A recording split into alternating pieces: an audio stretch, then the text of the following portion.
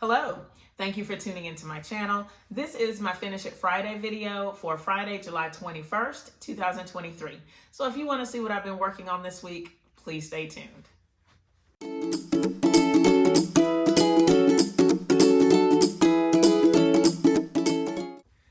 This has been a really great week in the sewing room.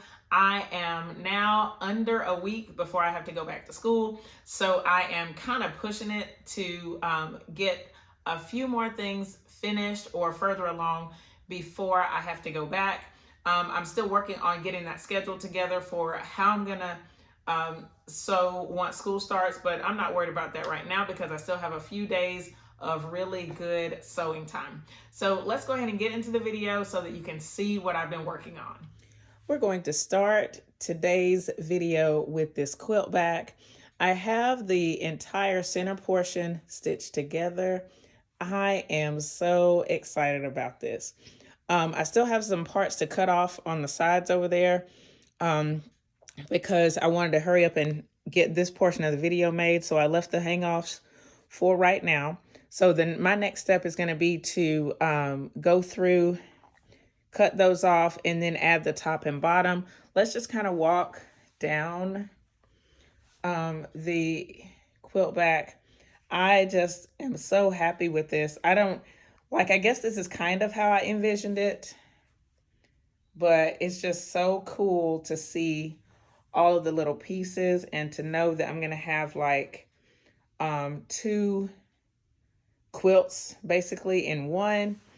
You can see about how much I have left on the bottom versus what's on the top, but I think that I'm going to move this up a little bit so that it's about even both ways or on both ends. And I'm going to get a good horizontal seam, which is perfect for the long arm. I'm trying to think if there are any other concerns. I am a little bit concerned about the overhang. I'm not quite sure if it's 4 inches on either side this way, but I think it's going to be all right. Once I find the center and get the quilt loaded, I think it'll be okay. But wow, I'm so excited about this. It just looks great. I'm happy with the this deep wine color. It's just so nice. I can't wait to add these other pieces and get this back finished. Next, let's take a look at this T-shirt quilt. Now that it's off of the long arm, this is one of my secondary projects, which is one of the 25-minute deals at the end of each day. So the quilt back and this are now alternating days that I work on them. So I have started to put the binding on. I am machine stitching this binding onto the front of the quilt, and then I have to go back and hand stitch it. So this is how far I've gotten. You can see over in that near the top left corner that the binding is kind of balled up there. So that's where I'm working. Hopefully, I may just take the time and go ahead and get the binding stitched on the front. Since I'm using the same machine for this and for my T-shirt quilt, I kind of have to alternate and switch out thread and stuff when it's time to change these activities. But I'm happy with where we are here. And I know that getting this binding on the front is going to be super simple. And then I will get to start hand stitching it onto the back. Here is the main project that I'm working on right now. I've really made a fair amount of progress on this T-shirt quilt. I want to kind of show you the stages that I've been taking to get this accomplished. If you've been following my channel, last week's video, I think it was last week, that I told you the plan for this quilt. I have 22 shirts that I'm going to turn into a quilt that's about a queen size quilt. So I've already planned out the blocks and how they're going to work and everything. So I had 16 fabrics that I felt, or shirts that I felt like could be good as feature blocks. And so let me show you what I did first. I went through each block. I measured, or each shirt, I'm sorry. I measured to see how big each little panel was going to be. And then I determined that each block will need to be 18.5 so that it can finish at 18 so that I can get the size quilt that I want. It's going to have 30 blocks total, and so it's going to be 5 across by 6 down. And I decided that out of those 16 feature blocks or feature shirts, I'm gonna make 15 blocks. So one of the panels is gonna have two shirt pieces in it, okay? So what I did is here in my little sewing book, I have a list here of all the panels and their measurements. And then I decided for each one of those blocks, let me grab my graph book. For each one of these blocks, I went through and got got the actual measurements of the piece with the panels around it to get that 18 inches. So I coordinated the panel shirts with solid color shirts or with pattern shirts. I'll show you that in a little bit so that I could get the design. And so my goal is to have the entire quilt top made out of shirts. I don't want to do the backing as shirts, and I think I'm just going to use some the gray that I used on the other two shirt quilts if I have enough. All right, so here are my plans for each one of the panel blocks. I then went through and started to interface the t-shirts for these blocks. So I'll show you kind of what that looked like. I interfaced them and I cut out everything. So I have them here pinned together. So this is the feature part of that block, and then these are the borders that are going to go around it. Okay, so I've done that for all 15 shirts. And then I was debating if I should go ahead and make these blocks or go ahead and prepare for the other 15 blocks of the quilt. I decided for the other 15 blocks that I'm going to go with this block, the Jacob's Ladder block. And I got the inspiration from the Block a Day book by Lucinda Ganderton. These blocks, if you follow her pattern, they finish at 12.5. I've adjusted it a little bit so that I can get my 18.5. And let me know in the comments if you're interested in a quick tutorial about this block. It really is simple, and I think it's going to give us a nice look for the quilt.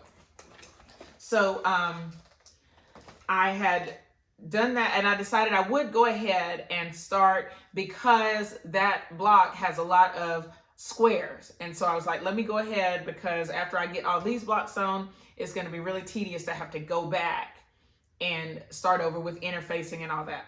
So what I did this week with my schedule is I decided to do the interfacing in the morning. I'm usually more clear and focused in the morning. So my morning sessions were just on interfacing, and then my afternoon sessions were on sewing. Now I've had two sewing sessions in the afternoon for this, and it's been a lot of fun. So I want to show you what I've sewn so far.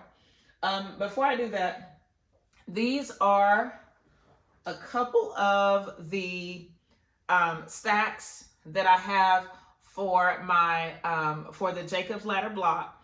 What I did with this is I put two sort of coordinating fabrics with a background. So this is all of the things that I'm going to need for two blocks, and they're going to be in reverse order.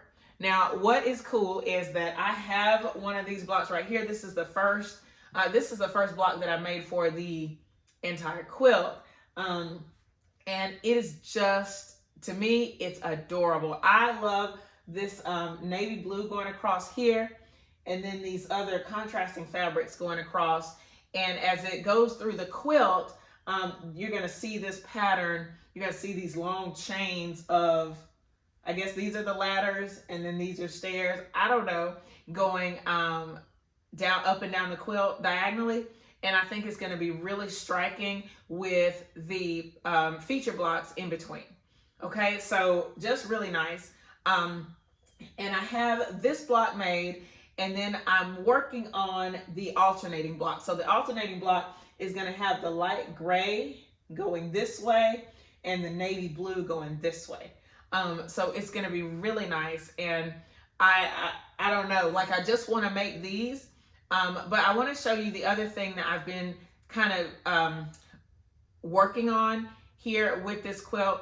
My challenge is that this block has a lot of sewing. And so I'm like, okay, do I make this my normal block and then do the other block as a leader ender? Or, you know, I don't know yet. I haven't really decided. But I did make some of the other blocks. So I want to show you those. I'm going to clear this out of the way and then I'll get to show you the other blocks. I went and pulled the feature blocks that I've made so far. I have 1, 2, 3, 4. I have 5 of these blocks. And the thing about these is that they only have like three seams, 4 seams. And so they go together super duper fast. So I'm just like, so that's why I'm like, well, do I work on these blocks mainly and then just slide one of these in as a leader ender? Or do I, you know, I just don't know how I'm going to do that yet. In the grand scheme, I don't think it matters. It's going to take the same amount of time. It's just what feels faster. And it might feel faster to sew this block and then use this as a leader ender. I don't know yet. But let me show you these blocks.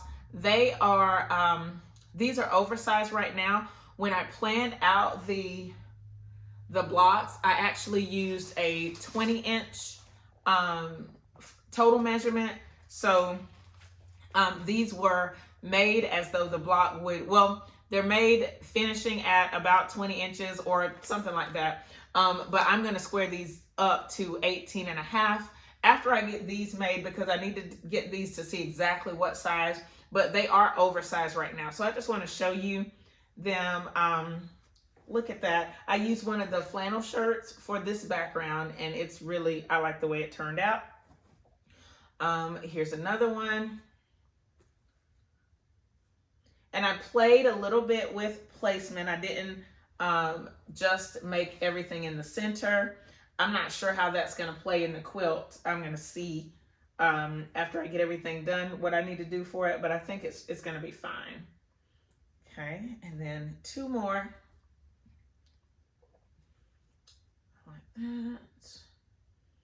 And these, for the most part, are going to be directional. I have this one, and I can kind of play and decide how I want it. If I want it like this, or if I want it like this. In my mind, this is going to be the layout where this is right side up, but I think this would be nice as well. I don't know what I'm going to do yet. But like I said, these blocks have gone together super duper fast. So I'm excited to see how this whole thing comes together. I have, let's see, I have 7 blocks that I still need to do the interfacing and cut out the squares for the Jacob's ladder. And then I can like really start sewing. Hopefully, I can get at least all the blocks sewn before I go back to school, and then I can play with layouts and get the whole thing stitched together.